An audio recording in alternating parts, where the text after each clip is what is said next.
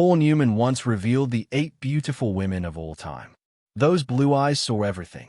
For decades, Paul Newman stood as Hollywood's gold standard of masculine beauty. But it was his assessment of beauty and others that revealed the depth behind those legendary eyes. Newman understood women in a way most men simply don't. Revealed a longtime friend who knew him for over 40 years. He didn't just see surface beauty. He saw character, intelligence, the unique qualities that made certain women truly unforgettable. In his later years, after decades of marriage to Joanne Woodward and a career that placed him alongside the most stunning women in film history, Newman occasionally shared private insights about beauty that went far beyond typical Hollywood assessments. Paul was known for his famous quote about fidelity. "Why go out for a hamburger when you have steak at them?" Explained a director who worked with Newman on multiple films. But that didn't mean he was blind to beauty around him. He just appreciated it differently than most men in Hollywood. Tonight, we reveal Paul Newman's personal list of the 8 most beautiful women of all time. Not just their stunning physical attributes, but the unique qualities that this legendary actor observed in each that elevated them from merely attractive to genuinely unforgettable. Joanne Woodward, the beauty that kept him home. Newman's assessment of the most beautiful women in the world always began and ended with the same name, Joanne Woodward, his wife of 50 years. While Hollywood marriages typically dissolve faster than film in developing solution, Newman and Woodward's relationship stood as the rare exception in an industry built on transient connections. His number one always confirmed a family friend who knew the couple for decades. Paul would talk about other beautiful women in that abstract way artists discuss aesthetics. But when he spoke about Joanne, something in his voice changed. It became more intimate, more reverent. Newman famously explained his lifelong fidelity with a now legendary quip. "Why go out for a hamburger when you have steak at home?" But those close-toothed couple understood that this shorthand explanation barely scratched the surface of what Newman saw in Woodward. Her beauty wasn't loud. It was permanent. Newman once told a journalist during a rare moment of personal candor. Joanne had this quality that revealed itself gradually. The first time you met her, you'd think, yes, she's very attractive. The 10th time, you'd realize you were in the presence of someone extraordinary. Unlike the more obvious bombshell beauty of some of his co-stars, Woodward possessed what Newman described as intelligent beauty, a combination of physical attractiveness, sharp wit, and artistic integrity that created something far more compelling than mere prettiness. Paul appreciated that Joanne was beautiful without being defined by her beauty, explained a director who worked with both actors. She was an Oscar winner before he was, a serious actress who approached her craft with extraordinary intelligence. That combination of talent and beauty created something that Paul found endlessly fascinating. Their marriage wasn't without challenges. Newman's drinking created tensions at certain periods, and the death of their son Scott from drug overdose in 1978 tested the relationship in ways nothing else could. But through it all, Newman's appreciation for his wife's beauty, both physical and spiritual, never diminished. Even into his 70s, you'd catch Paul looking at Joanne across a room with this expression of absolute wonder, remembered a friend who knew them into her later years. It wasn't nostalgia for how she looked when they were young. It was appreciation for who she was at very age. That's remarkably rare, especially in Hollywood. For Newman, Woodward represented beauty that evolved rather than faded. A partner whose attractiveness deepened with shared experience, intellectual growth, and the inevitable marks of time. In an industry obsessed with youth and preservation, Newman's enduring appreciation for his wife offered a different understanding of what makes a woman truly beautiful. As we leave behind the personal connection that defined Newman's life, we turn to a very different kind of beauty, one that embodied a nearly untouchable elegance that eventually ascended to actual royalty. But of course, once my children were born here, I began to feel at home. And this is where my Grace Kelly, silence in a loud room. When Paul Newman worked with Grace Kelly in 1958 on The Left-Handed Gun, he encountered a woman on the verge of a transformation that would remove her from Hollywood forever. Having recently married Prince Rainier III of Monaco, Kelly was completing her final film obligations before retiring from acting to assume her duties as Princess of Monaco. He called her the kind of woman you can't forget 5 minutes after meeting, recalled a crew member who worked on that production. There was something about Grace that seemed to exist in a different register than everyone else on set. While film is typically chaotic, loud, and frantic, she moved through it all with this remarkable composure that made everyone else seem slightly out of control by comparison. Newman's appreciation for Kelly went beyond her obvious physical beauty to focus on the extraordinary self-possession that set her apart from other actresses of the era. While many beautiful women in Hollywood worked to command attention, Kelly exuded a quiet confidence that drew focus without apparent effort. She looked like silence in a loud room, Newman reportedly observed to a friend after working with her. Grace didn't need to raise her voice or make dramatic entrances. She simply existed with such perfect clarity that everything around her seemed slightly disordered by comparison. This quality of composed elegance wasn't an act for Kelly, but a genuine expression of her character. Raised in a wealthy Philadelphia family with strong values around propriety and social conduct, she brought to Hollywood a refinement that seemed almost from another era and ultimately led her to a life that suited those qualities perfectly. Newman once said that Grace Kelly was the only actress he knew who seemed more natural as a princess than as a movie star, shared a film historian. He meant it as shy praise that her inherent dignity and elegance were so genuine that assuming royal duties seemed like a natural evolution rather than an imposed role. What particularly impressed Newman about Kelly was how her beauty operated independently of her surroundings. While many actresses were greatly enhanced by Hollywood lighting, makeup, and cinematography, Kelly's appearance remained remarkably consistent regardless of context. Elegant, cool, regal. Even before she became a princess, noted someone who worked with her during her Hollywood years. Most beautiful women are at their best in controlled environments with perfect lighting.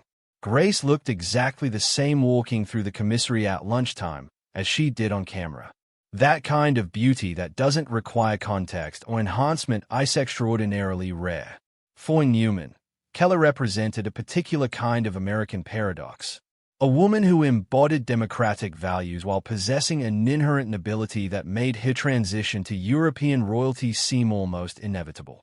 Her beauty wasn't just in her features, but in the remarkable consistency between her outer appearance and inner character. While Kelly embodied cool elegance, our next subject represented something entirely different. A passionate intensity that Newman found equally compelling, but for very different reasons. Marital togetherness, I think, especially if you have no room, Elizabeth Taylor, the woman who detonated rooms. If Grace Kelly represented composed elegance, Elizabeth Taylor embodied passionate intensity. Newman encountered Taylor multiple times throughout their careers, though they never co-starred in a film together. What struck him about her wasn't just her legendary beauty, but the volcanic energy that seemed to radiate from her. Newman admired her intensity and her violet eyes. Recalled a producer who worked with both stars during the 1960s that while many beautiful women in Hollywood seemed to cultivate an untouchable perfection, Elizabeth was all passion and presence. She owned her beauty in a way that was almost challenging, daring you to look away when you knew you couldn't. Taylor's beauty was famously enhanced by her unique violet eyes, a genetic rarity that gave her gaze a hypnotic quality unlike any other actress of her generation. But Newman recognized that her appeal went far beyond this distinctive feature to encompass her entire approach to life. One marked by emotional intensity, courage in the face of health challenges, and a unapologetic approach to her own desires. She didn't enter the room, she detonated it, Newman reportedly commented after attending an industry event where Taylor was present. There are beautiful women who want to be admired from a distance. Elizabeth wanted to be experienced up close to make everyone in her vicinity feel something, whether that was attraction, intimidation, or envy. This quality made Taylor a uniquely powerful presence in Hollywood, where many beautiful women of her era were carefully managed by studios to maintain an image of pristine perfection. Taylor lived openly with all her complications and contradictions on full display. Her multiple marriages, health struggles, weight fluctuations, and passionate causes, all part of a life lived without filters. Called her volcanic, beautiful in a way that burned, remembered a mutual friend. Paul had tremendous respect for how Elizabeth never hid the challenging parts of her life. While other stars of their generation went to great lengths to conceal problems or vulnerabilities, she faced everything publicly with remarkable courage. He found that authenticity extremely beautiful. Taylor's willingness to age publicly rather than disappearing from view when she no longer matched Hollywood's youthful ideal particularly impressed Newman. In an industry that often discarded women once they passed ascertained age, Taylor continued to command attention and respect through every phase of her life.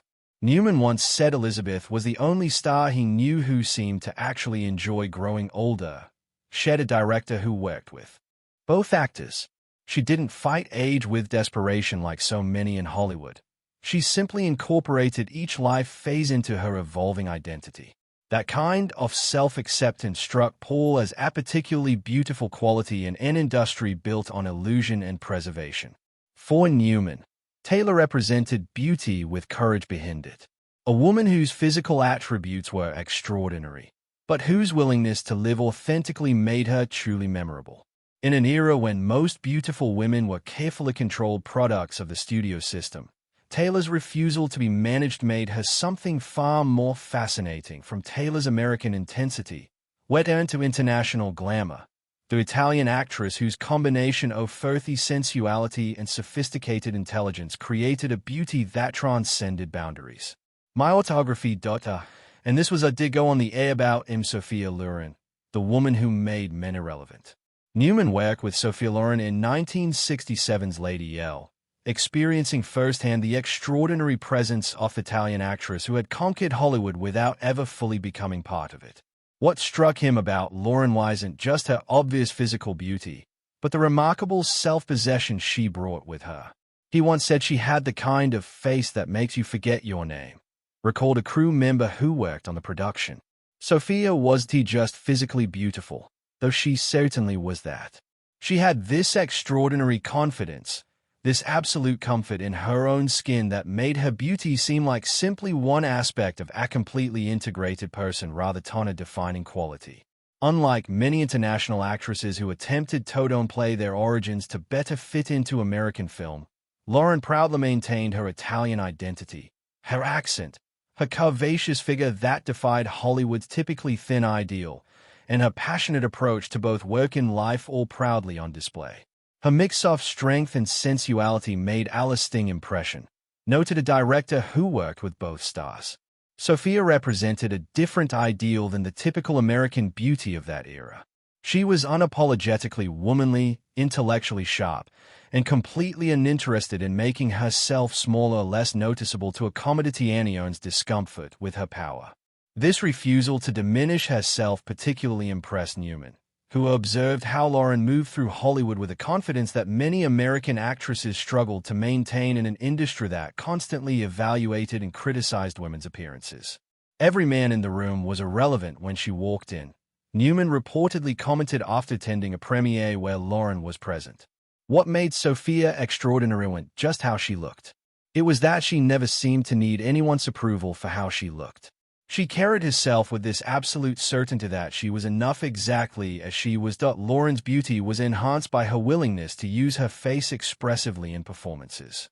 Unlike many beautiful actresses who carefully maintained composed expressions to protect the image, she laughed broadly, cried convincingly, and created characters with emotional depth rather than simply presenting a perfect facade.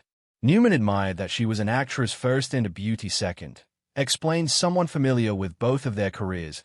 While many gorgeous women in films seemed afraid to appear less than perfect on screen, Sophia would take roles that required her to look disheveled, aged, or distraught if the character demanded it. That artistic integrity made her beauty more authentic because it wasn't something she felt she needed to protect at all costs. For Newman, Loren embodied a particularly European understanding of feminine beauty, one that embraced maturity, intellectual depth, and natural physical attributes rather than pursuing the youthful, often surgically enhanced ideal that would later come to dominate Hollywood. Her comfort with herself created a beauty that seemed to grow rather than diminish with time. From Loren's sophisticated sensuality, we turn to a very different type of beauty, The French actress who brought a revolutionary natural quality to screen beauty that changed cinema forever. How do you pronounce your name? Brigitte Bardot. And when were you born? 28th of September. Brigitte Bardot, the hypnotic rule breaker.